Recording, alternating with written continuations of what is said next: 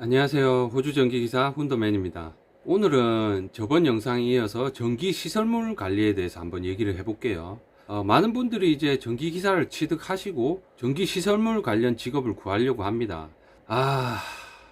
그런데 영상에서 말씀드렸다시피 이게 좀 바로 가는 건 좋지 않습니다. 제 지인분이 겪었던 경험담하고 그 다음에 정 가시겠다면 좋은 해결책 하나를 말씀드릴게요. 구독과 좋아요. 일단 여러분들 전기 시설물 관리가 어떤 일인가요? 뭐 그냥 가시는 건가요? 말 그대로 시설물 관리는 전기 시설물이 잘 돌아가도록 관리, 유지, 보수를 해주는 겁니다. 예를 들면은 새 전기 기계가 있다. 어떻게 해야 될까요? 수명이 10년인 거를 기름칠도 해주고 관리도 해주고 주위가 더럽고 먼지가 많이 발생하면 청소도 깔끔하게 해주고 모터 열 체크나 베어링 상태 그 다음에 그 내부 속의 공기 온도 이런 걸 조절해서 수명을 더 길게 해주는 거예요. 만약에 기계 설비가 헝거다 그럼 어떻게 해야 될까요? 헝거는 또 수명이 1년인데 그걸 2년 3년 쓸 수 있게 유지를 해주는 거예요. 말 그대로 이것도 뭐 베어링을 갈아준다거나 소리가 심하게 나면 뭐 벨트를 갈아준다든가 뭐 여러가지 방법이 있겠죠. 팬을 달아준다거나 뭐 방법을 취해야 되겠죠. 이미 고장이 났거나 이미 파손되거나 문제가 발생한 건 어떻게 할까요? 최소한의 시간을 들여서 최소의 비용으로 적은 손실을 내게 만들어야 돼요. 예를 들면은 뭐 회사 내 장비가 부서졌다. 그러면 신속하게 원인을 파악하고 부품이 고장났다면 거기에 맞는 이제 제일 적합한 부품 가격을 알아보고 빠른 시간 내에 교체를 바로 해야 되겠죠. 스피드가 제일 중요해요. 수리 시간을 줄여서 노는 시간을 없애야 돼요. 그게 정상적으로 빨리 돌아가게 만들어야 된다는 거죠. 이렇게 하는 게 시설 관리예요. 만약에 전기 기사를 따시고 형광등 교체도 잘 못하고 뭐 스위치나 전등을 새로 달지도 잘 못한다. 그런 상태에서 만약에 가면 어떤 일이 벌어질까요? 지인분의 얘기를 들려드릴게요. 굉장히 큰 규모였는데 한여름에 차단기가 떨어진 거예요. 그러니까 에어컨하고 이런 시스템이 다 죽었죠. 한여름인데 난리가 나죠. 그러면 막 관계자들 올라오고 난리가 났어요. 이 어떻게 됐냐, 빨리 살리라, 당장 올려라, 난리가 났죠. 여러분들 만약에 여러분들이 선임을 걸었는데 그 상황에서 고객들이 난리가 나고 이렇다. 그럼 어떻게 해야 될 것 같아요? 누군가 뛰어와서 빨리 차단기 올려라 이렇게 하면 그냥 차단기 올립니까?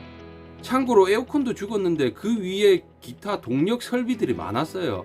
모터가 있는데 보통 이만한 게 아니라 막 사람 몇 배나 되는 그런 큰 모터들 있죠. 그런 건 하나에 뭐 몇천만 원 하는 것도 있습니다.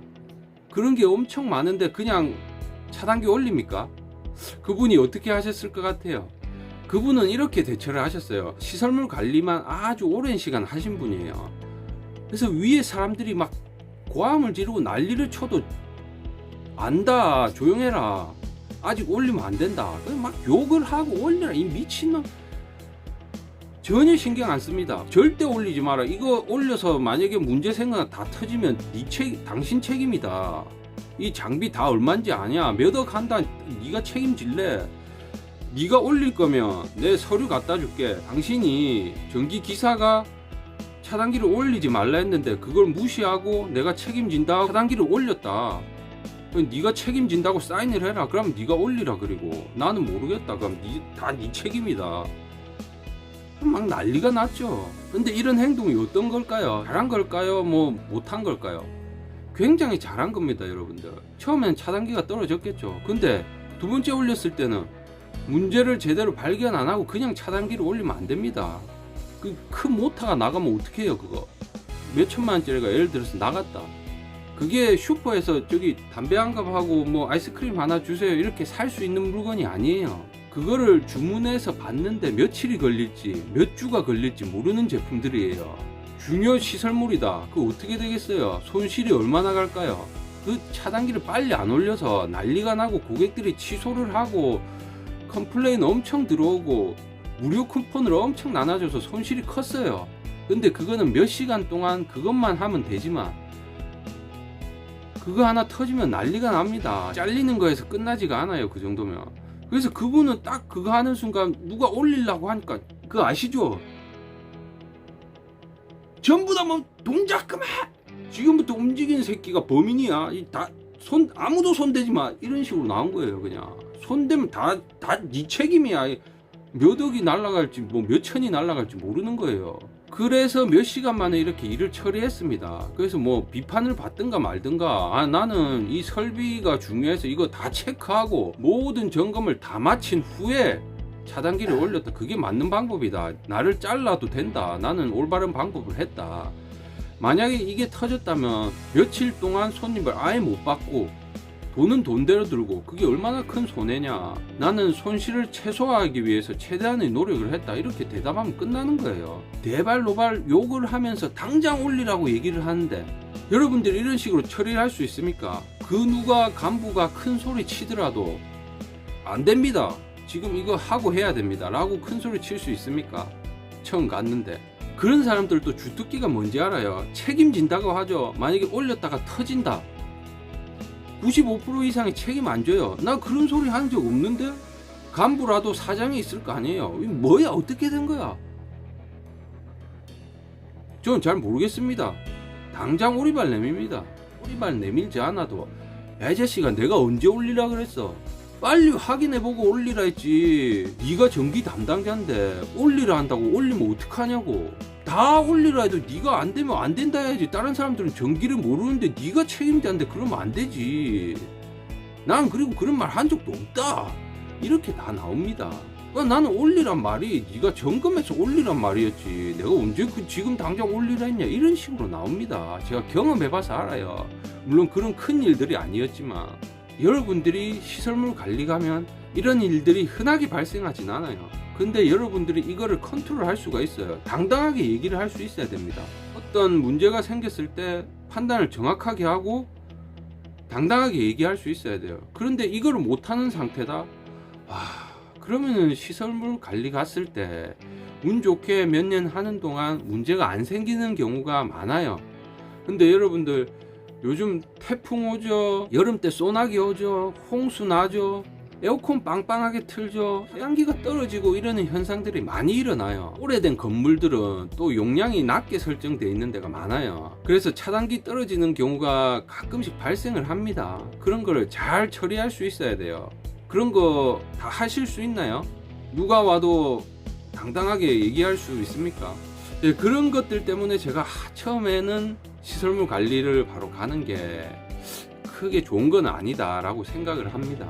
근데 나는 다른 전기공사 가는 것도 힘들고, 뭐 지금 또 내 상황이 시설물 관리를 해야 되고, 나는 이런 이유 때문에 지금 해야 되고, 나는 뭐 다른 자격증 공부를 해야 되고, 각자 개인 사정이 있겠죠.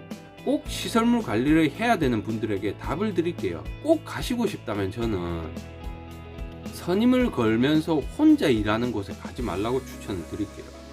그런 곳에 갔을 때는 혼자 어떻게 할 수가 없어요. 이전 영상에 말했듯이 회피하는 방법도 알아야 됩니다. 근데 그런 거 잘 모르잖아요. 처음에는 5명에서 한 8명 이상 그렇게 팀으로 구성된 약간 큰 곳으로 가세요. 거기를 가면은 제 부담이 적어져요. 선임을 걸 수도 있고 안 걸 수도 있지만 대부분이 전기 과장님이 계세요. 아주 경력이 오래되신. 큰 건물이나 큰 회사면 좀 바쁘고 힘들 수도 있지만 많이 배울 수 있습니다. 그런 분들은 이미 그런 상황에 아주 능숙해요. 서류 만들기 바빠요. 어떻게 빠져나오나. 그러면 그런 걸 보고 배우는 거죠. 어떤 서류들을 작성하나, 어떻게 작성하나, 뭐 물어보기도 하고 친하게 지내서. 그리고 어떤 상황이 닥쳤을 때 유심히 보는 거예요. 그 전기 과장님이 어떻게 처리를 하는 건지. 이건 괜찮다, 그냥 놔둬라 하는 경우가 있겠고, 이거는 정확하게 해야 된다, 서류 막 적고 사진 찍고 리포트하고 이런 경우가 있어요. 그런 경우에 여쭤보는 거죠. 아니 과장님, 이거는 왜 그냥 대충 넘어가나요? 나중에 이렇게 되면 큰 문제가 되지 않을까요? 제가 궁금해서 여쭤봅니다. 이렇게 하면 답변을 해줄 거예요. 이거는 이미 자기가 잘 컨트롤 할 수 있고 이미 충분한 대안책이 있다던가, 아니면은 이런 거는 네 생각에는 일이 발생할 것 같지만 큰 문제가 발생 안 한다거나, 뭐 기타 여러 가지 이유들이 있겠죠. 답변을 해줄 겁니다. 그리고 전기 과장님이 문제가 발생했을 때 다른 부서나 관리자들하고 얘기를 할 때 어떻게 얘기를 하는지 잘 지켜보세요. 그런 곳에 가서 최소한 6개월이든 1년이든 이런 분은 이런 서류를 준비하고 비상시에 이런 대책을 세우는구나.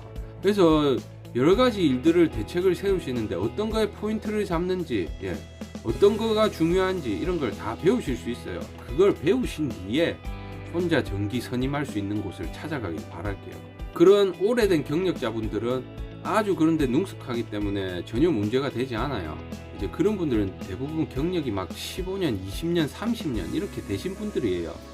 산전수전 다 겪은 분들이지만 여러분들은 이제 곧 시작하시는 분들이기 때문에 좀 위험하다 이렇게 볼 수가 있습니다. 전기 시설물 관리가 장점도 있고 단점도 있어요. 근데 젊은 사람들이 가기에는 좀 리스크가 크다.